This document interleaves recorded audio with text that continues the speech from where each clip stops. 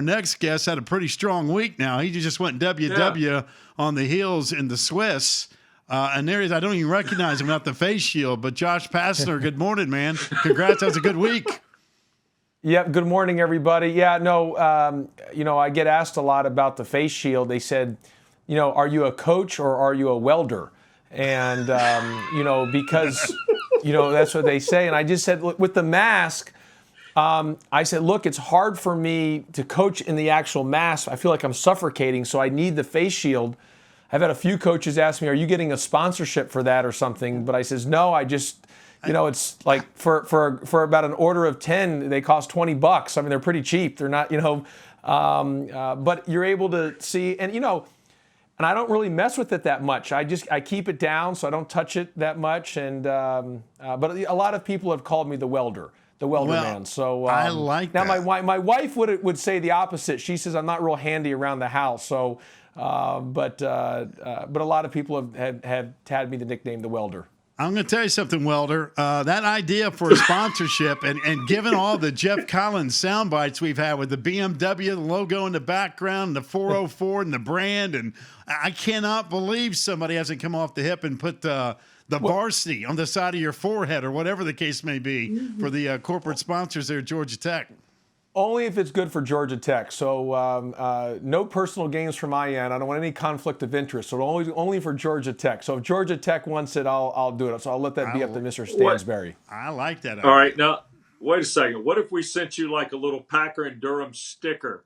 Could you affix it to the shield somewhere out of your periphery so you might get a little Packer and Durham exposure during the game? I think because it's the ACC, I think that's doable, and I think that'd be actually really good because I'm always talking about the ACC conference and it's the best conference. So, and I'm always enjoying being on with you guys. So I think that would be something that'd be well worth it. So if you wanted to do that, I'll try to stick it on there at some point.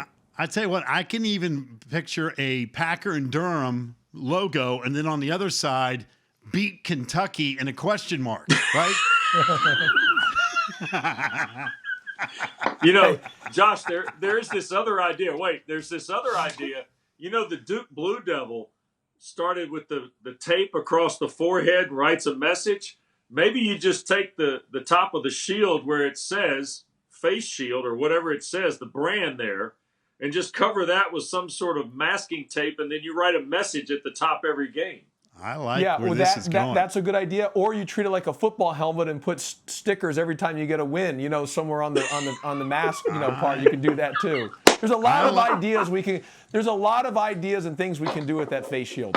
Let me tell you something. Okay. This is right down our alley. Marketing ideas for the league and to promote Georgia Tech hoops. There's nothing wrong with any of this stuff. I tell you what. Now, on a serious note, Alvarado's been going off, hasn't he? I mean, goodness gracious, he has been out of sight here the last couple games.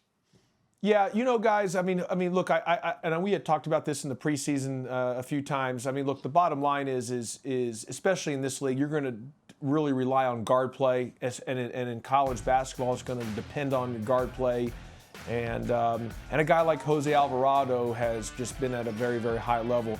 We've been better since the start of the season. We started not good. We went through a stretch where, because of COVID, we didn't practice with contact. We avoided contact so we could get to the games, which we did our first two games. The issue was, after those first two games, I told our staff, I said, if we continue down this road of no contact practices, we will literally be 0-27. 0-27 is what the projection we would have ended up going. So I said, we have to practice with contact. We got to give our guys a chance to have success, so we've got to practice and do it within a safe way, obviously. And so since then, we've been better. I knew we would, start trying to figure out kind of who we were as a team, and since then we've been better. And part of that's obviously with our guard play, and Jose Alvarado is a big part of that.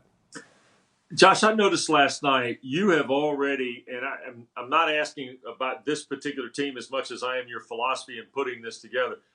You've already kind of pared down the rotation. You've looked at your minutes. You've done a lot of analysis through those first two games, I'm guessing, where you took tough losses and said, okay, we need to start sorting through combinations here. You've already kind of worked through a lot of combinations, and yet you haven't played many games. Therefore, have you kind of constituted the process in practice as much as you have on the floor in action?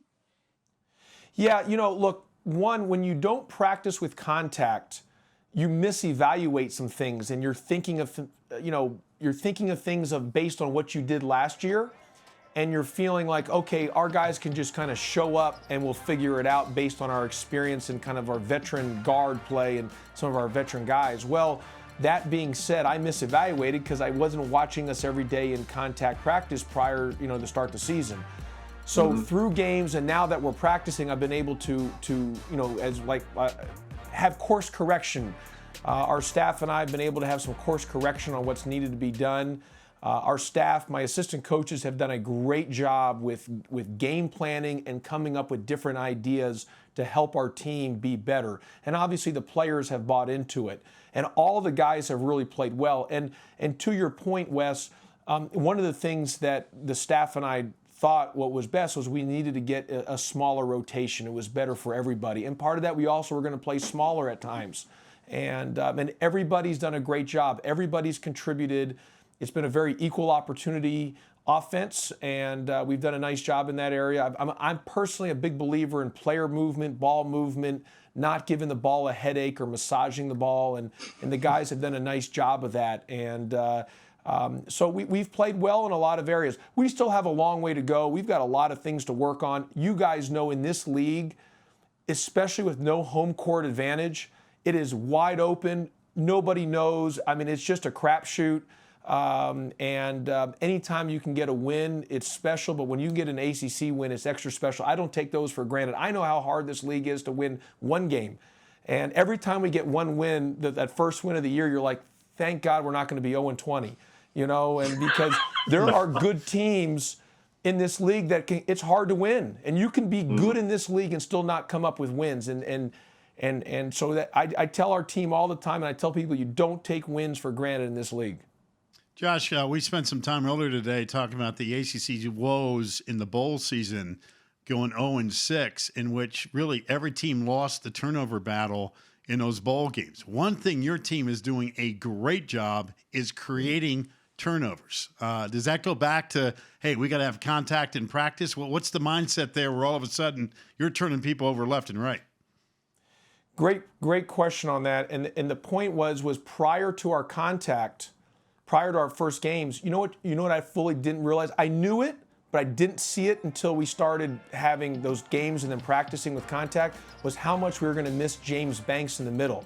Don't forget, from our first 4 years here, we had 2 years of Ben Lammers and 2 years of James Banks. Our starting center was first-team All-ACC defense for 4 straight years and the leading shot blocker in the league for almost all 4 of those years.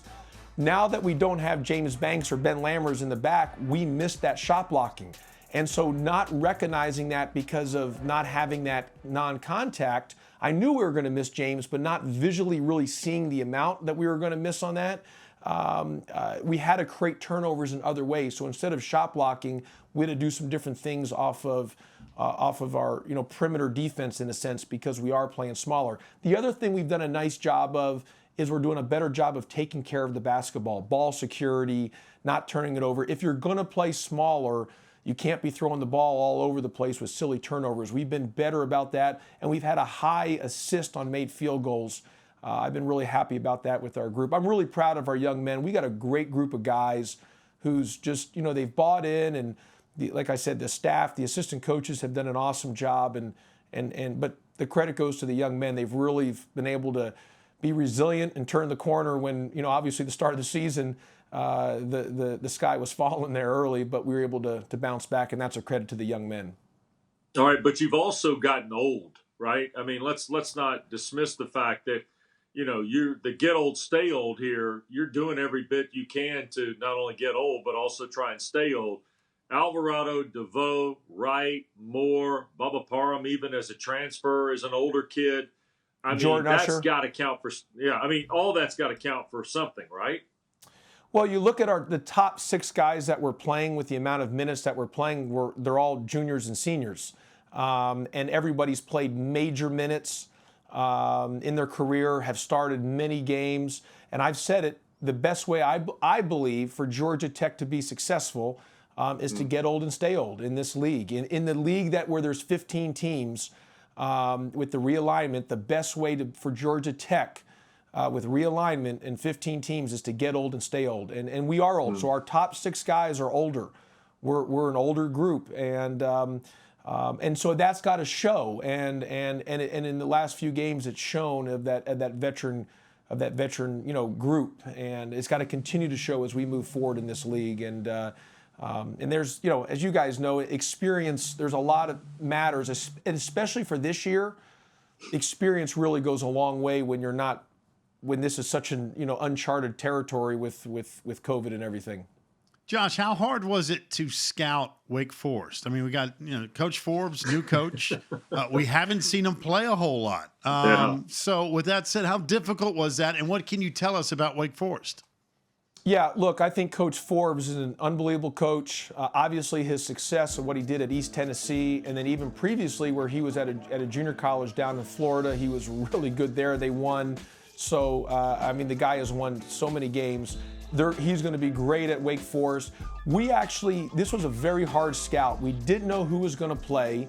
We didn't know who was going to actually show up. We didn't know because they had played very few games. They had a lot of guys out. So I know it's been tough for Coach Forbes. So we actually had to go back and watch a lot of East Tennessee film. To be honest with you, we had to go back to watch what they did there. Obviously, the personnel would be different, but the concepts we were thinking would be the same. So we really relied on East Tennessee, and I think Wake's going to be good. Obviously, look, when you take over a program, it's going to take some time. Coach Forbes is one of the best coaches in the country. He's got a great staff. They've got a lot of good young players, and they're going to be really good. And as they continue to play and get healthy, they're going to be a team that's going to continue to get better and is going to be a tough out throughout the ACC season. All right, so here's the deal. Wednesday night at Notre Dame, weekend at Louisville, home to Pittsburgh, at NC State. I mean, we'll just blow the schedule up here because it looks like you're going to get 4 or 5 nights off in this next sequence of 7 or 8 games, isn't it? Yeah, I wish that was the case. I mean, this is just this stretch. And guys, that's what I'm trying to tell you. When you win a game in the ACC, like I tell people, don't take it for granted. You can play well and still not win in this league. And you look at that schedule. I mean, that is just, those are 8 games. How do you sleep at night? And I'm like, oh my goodness. And you look at that. So, I mean, we're going to have to be really, really good in all 8 games. Obviously, 1 possession at a time. It's just, that's the league. That is the league. It is the best league in all of college basketball. You win a game, you don't take it for granted. Every possession is precious. I tell our guys, EPIP. Every possession is precious. You don't take it for granted. And you pull up that right there. You ruined my day, Wes. You ruined my day when you pulled that up right there. You know what? That's a schedule only a welder could love right there. All right? Only a welder can love a schedule like that. I hope you guys are wearing the face shields. I know you're not together, but maybe in time you'll wear the face shields if need to be. If you slap a Packer in Durham on that face shield, and we may do a show with those things on. If I see a Packer in Durham on that, I've been your biggest promoter. Understand the glob last year? I was promoting that to everybody. That was important for us to win the glob. We won the glob. I was promoting that. I'm your biggest marketing tool out there for you guys for your show. Come on now. By the way, I think the glob has moved from the middle to the top because we're going to unveil accounting tomorrow. And, Coach, it is impossible to figure out this league right now in early January. Well, I tell you, I said this before, the league this year, it's as wide open as it's ever been. I mean, with obviously, for sure, since realignment, but with no home court advantage, any 1 through 15, anybody can beat anyone on any given night. You got to throw out the stats. With no home court advantage, it's a wide open deal. You don't know who's playing who because of testing and everything. There's a lot of things that are outside your control. So it's going to be a wild race, and we'll see what happens. And it's going to be a crazy league race all the way to the end, and it'll be a lot of storylines as we go over these next few months.